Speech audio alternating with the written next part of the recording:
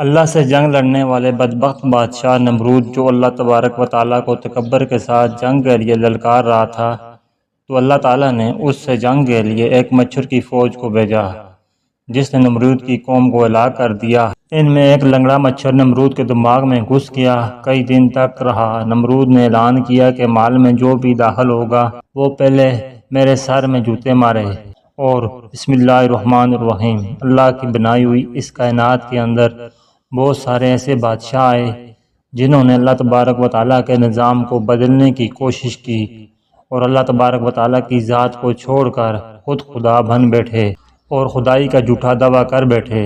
خدائی کا جھوٹا دعویٰ کرنے والے بادشاہوں میں سے ایک بادشاہ ایسا بھی تھا جس کو اللہ تبارک و تعالیٰ نے پوری روئے زمین کی بادشاہت عطا فرمائی تھی۔ اس کے باوجود اس بادشاہ نے نہ صرف خدائی کا جھوٹا دعویٰ کیا بلکہ یہ اس قدر سرکش اور نافرمان ہو گیا کہ اللہ تبارک و تعالیٰ کی ذات کو جنگ کے لیے للکارنے لگا اور معاذ اللہ تبارک و تعالیٰ کو جنگ کرنے کے لیے کہنے لگا۔ ناظرین، آج کی اس ویڈیو میں ہم آپ کو بتائیں گے کہ اللہ تبارک و تعالیٰ جنگ کے لیے للکارنے والا بدبخت بادشاہ نمرود کون تھا، اور جب اس بدبخت بادشاہ نے اللہ تبارک و تعالیٰ کو جنگ کے لیے للکارا تو پھر اللہ تبارک و تعالیٰ نے کون سی حقیر مخلوق کے ذریعے اس کے ساتھ جنگ کی اور اس بدبخت بادشاہ کو ہلاک کر دیا اور پوری دنیا کے لیے عبرت کا نشان بنایا۔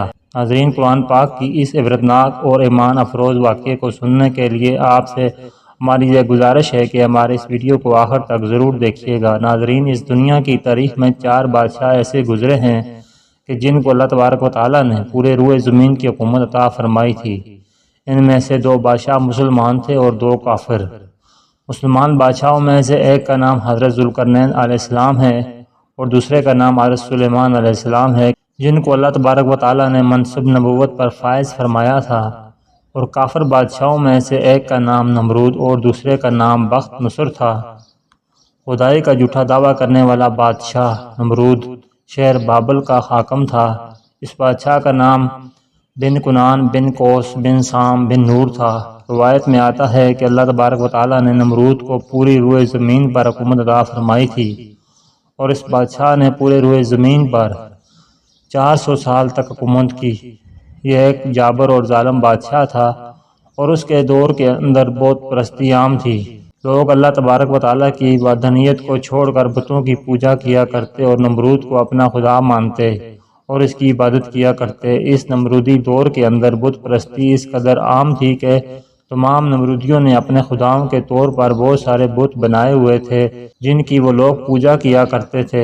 اس کے ساتھ ساتھ نمرود جو خود کو خدا کہلواتا اور لوگوں کو اپنی پوجا کرنے کا حکم دیتا، اس قوم کی ہدایت کے لیے اللہ تبارک و تعالیٰ نے اپنے پیارے پیغمبر ابراہیم علیہ السلام کو مبعوث فرمایا۔ کفر اور شرک اور بت پرستی کے اس دور کے اندر حضرت ابراہیم علیہ السلام وہ واحد شخص تھے جو اللہ تبارک و تعالیٰ کی وحدانیت پر ایمان رکھتے تھے اور بتوں کی بجائے اللہ تبارک و تعالیٰ کی عبادت کیا کرتے تھے۔ حضرت ابراہیم علیہ السلام نے جب اس قوم کو اللہ تبارک و تعالیٰ کی ذات کو چھوڑ کر بتوں کی پوجا کرتے ہوئے دیکھا تو حضرت ابراہیم علیہ السلام نے اس قوم کو ہدایت کی طرف بلایا اور بتوں کی پوجا کرنے کے بجائے اللہ تبارک و تعالیٰ کی عبادت کرنے کا حکم دیا۔ حضرت ابراہیم علیہ السلام نے اپنی قوم سے فرمایا کہ اللہ تبارک و تعالیٰ کی ذات ایک ہے اور ہمیں اسی کی عبادت کرنی چاہیے، لیکن یہ کہ نمرودی قوم اس کفر و شرک سے باز نہ آئی اور اسی طرح بتوں کی پوجا کرتی رہی۔ ایک دن حضرت ابراہیم علیہ السلام نے اس قوم کے جھوٹے خداؤں کو اس قوم کے سامنے جھوٹا ثابت کرنے کا ارادہ کیا اور حضرت ابراہیم علیہ السلام اس مقام پر تشریف لے گئے جہاں ان کے وہ تمام بت پڑے ہوئے تھے کہ جن کی یہ لوگ پوجا کیا کرتے تھے۔ حضرت ابراہیم علیہ السلام جب اس قوم کے بت خانے میں پہنچے تو وہاں ان کے تمام بڑے بت پڑے ہوئے تھے۔ حضرت ابراہیم علیہ السلام نے ان کے تمام بتوں کو توڑ دیا اور تمام بتوں کو توڑنے کا الزام ان کے بڑے بت پر لگا دیا۔ اس کے بعد جب تمام نمرودی اپنے بت خانے میں واپس آئے تو انہوں نے اپنے بتوں کو ٹوٹا ہوا دیکھا۔ نمرودی قوم اس بات کو اچھی طرح جانتی تھی کہ ہمارے اندر صرف حضرت ابراہیم علیہ السلام ہی وہ واحد شخص ہے جو ہمارے بتوں کے خلاف باتیں کرتے ہیں اور بتوں کی بجائے اللہ تبارک و تعالیٰ کی عبادت کرنے کا حکم دیتے ہیں۔ لہذا جب نمرودیوں نے اپنے خداؤں کو ٹوٹا ہوا دیکھا تو وہ سمجھ گئے کہ یہ کام حضرت ابراہیم علیہ السلام کا ہے۔ چنانچہ تمام نمرودیوں نے حضرت ابراہیم علیہ السلام سے بدلہ لینے کے لیے حضرت ابراہیم علیہ السلام کو قتل کرنے کا منصوبہ بنا لیا۔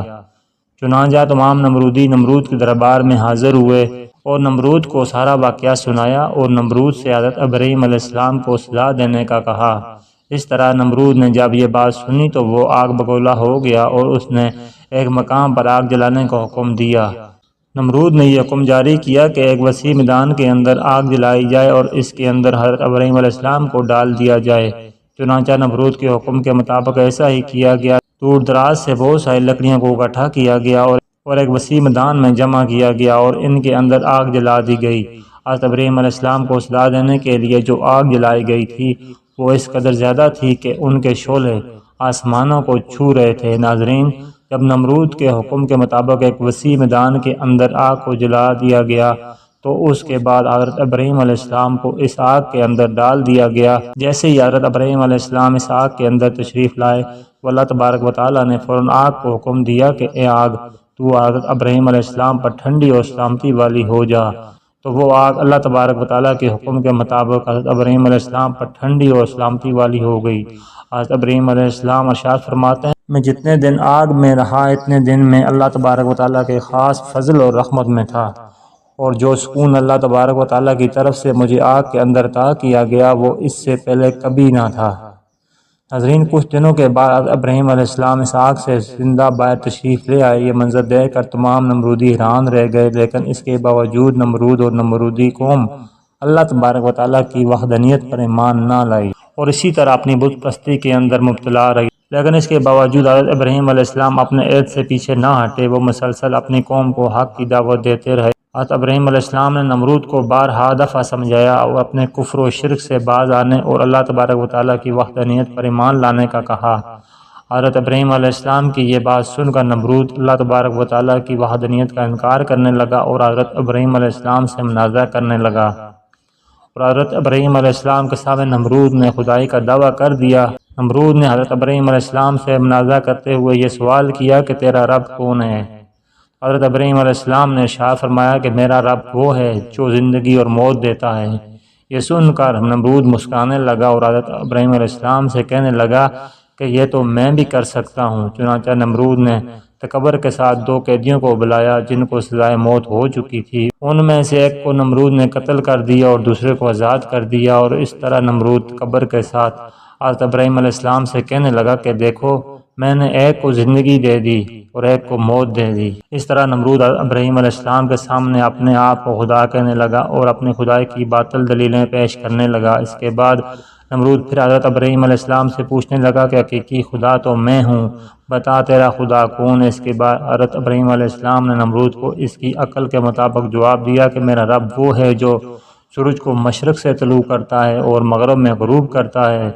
اگر تو سچا خدا ہے تو سورج کو مغرب سے طلوع کر کے دکھا۔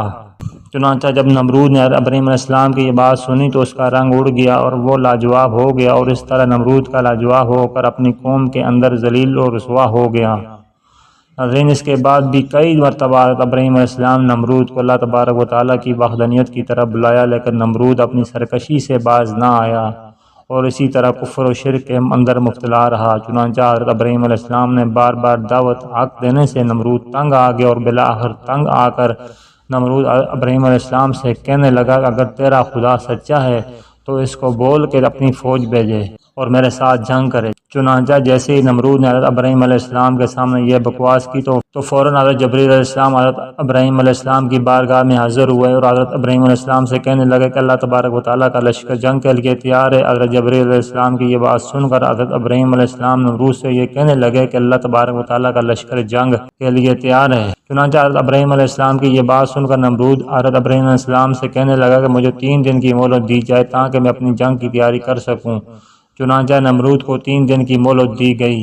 ناظرین، چونکہ نمرود کی حکومت پوری دنیا پر تھی، اس 3 دنوں کے دوران نمرود نے پوری دنیا کے بڑے بڑے جنگجوؤں کو اکٹھا کیا اور بہت سارے ہتھیاروں کو جنگ کے لیے تیار کیا۔ اس طرح جب نمرود نے 3 دن کے اندر اندر اپنی تمام تیاری مکمل کر لی، اس کے بعد نمرود حضرت ابراہیم علیہ السلام کو تکبر کے ساتھ للکار کر کہنے لگا کہ ہماری فوج جنگ کے لیے تیار ہے، اپنے رب سے کہو کہ اپنی فوج کو بھیجیں اور ہمارے ساتھ جنگ کریں۔ نمرود کی یہ بات سن کر حضرت ابراہیم علیہ السلام نے اللہ تبارک و تعالیٰ کی بارگاہ میں دعا کی تو اللہ تبارک و تعالیٰ نے مچھروں کی ایک فوج کو بھیجا۔ ان مچھروں کی تعداد اس قدر زیادہ تھی کہ وہ مچھر پورے آسمان پر پھیل گئے۔ اللہ تبارک و تعالیٰ نے ان مچھروں کو نمرودی فوج پر مسلط کر دیا۔ یہ مچھر اللہ تبارک و تعالیٰ کے حکم سے دیکھتے ہی دیکھتے نمرودی فوج کا گوشت کھا گئے اور ان کا خون پی گئے۔ اس وقت تمام نمرودی فوج کی ہڈیاں ہی ہڈیاں باقی رہ گئیں۔ چنانچہ اس دردناک منظر کو دیکھ کر نمرود اپنے مال کی طرف دوڑا، اپنی بیوی کے کمرے کے اندر چھپ گیا۔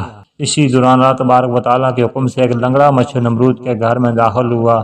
نمرود نے جب اس مچھر کو دیکھا تو اپنی بیوی سے کہنے لگا کہ یہ ہے وہ مخلوق جس نے ہماری فوج کو ہلاک کر دیا۔ چنانچہ اس گفتگو کے دوران وہ لنگڑا مچھر اللہ تبارک و تعالیٰ کے حکم سے نمرود کی ناک میں داخل ہو گیا اور وہ لنگڑا مچھر نمرود کے دماغ کو چاٹنے لگا۔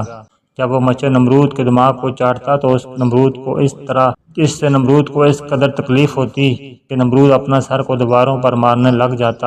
اس طرح اللہ تبارک و تعالیٰ کے حکم سے وہ لنگڑا مچھر نمرود کے دماغ میں کئی دن تک رہا۔ اس وقت نمرود نے اپنے مال کے اندر یہ حکم جاری کر دیا کہ جو بھی میرے مال کے اندر داخل ہو وہ پہلے نمرود کے سر پر جوتے مارے۔ اس طرح جوتے مارنے کے بعد نمرود کو کچھ دیر کے لیے آرام محسوس ہوتا، لیکن کچھ دیر بعد پھر درد محسوس ہونا شروع ہو جاتا۔ اس طرح اللہ تبارک و تعالیٰ نے نمرود کو ایک عقیر اور لنگڑے مچھر کے ذریعے سزا دی۔ نمرود اپنے سر کو سلاحوں کے ساتھ پیٹتا رہتا، یہاں تک کہ اللہ تبارک و تعالیٰ نے اس کو دردناک موت عطا فرمائی اور اپنا سر کو دیواروں پر مارتے مارتے ہلاک ہو گیا۔ وہ نمرود جو پوری دنیا پر حکومت کرنے والا بادشاہ تھا، اور وہ نمرود جو اللہ تبارک و تعالیٰ کو تکبر کے ساتھ جنگ کے لیے للکار رہا تھا، اس نمرود کو اللہ تبارک و تعالیٰ نے ایک عقیر اور لنگڑے مچھر کے ہاتھوں ہلاک کروایا اور پوری دنیا کے لیے عبرت کا نشان بنا کے رکھ دیا۔ بے شک اللہ تبارک و تعالیٰ ہر چیز پر قادر ہے۔ اللہ پاک ہمیں بہتر عمل کرنے کی توفیق عطا فرمائے اور ہمارا خاتمہ ایمان پر فرمائے، آمین۔ ناظرین کرام، ویڈیو اچھی لگی ہے تو لائک کرنا اور اچھی ویڈیوز کے لیے ہمارے چینل کو سبسکرائب کریں۔ ویڈیو دیکھنے کا شکریہ، جزاکم اللہ خیر۔